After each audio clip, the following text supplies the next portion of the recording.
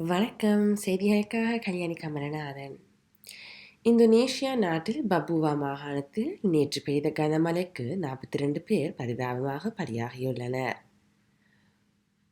இந்த கனமழையால் 42 பேர் பரிதாபமாக பலியானதாகவும் 21 பேர் காயமடைந்துள்ளதாகவும் இதேபோல பலர் காணாமல் போயுள்ளார்கள் என்றும் தெரிவிக்கப்பட்டுள்ளது. இந்த மீட்பு பணியில் தீவிரமாக இறங்கியுள்ள மீட்பு படை அதிகாரிகள் இன்னும் பலர் வெள்ளத்தில் சிக்கியிருப்பதால் பலியானவர்களின் எண்ணிக்கை அதிகரிக்க வாய்ப்பு உள்ளது என்றும் மேலதிகமாக கூறியுள்ளார்கள்.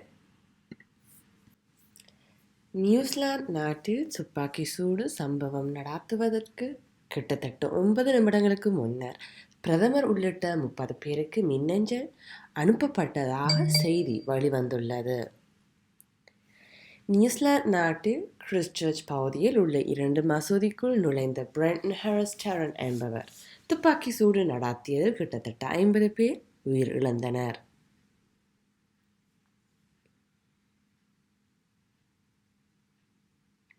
அந்த மின்னஞ்சலானது பிரதமரின் நேரடி பார்வையில் இல்லாமல் அவரது பணியாளர்கள் அந்த மின்னஞ்சலை பராமரிப்பார்கள் என்பது குறிப்பிடத்தக்கது. நன்றி, வணக்கம்.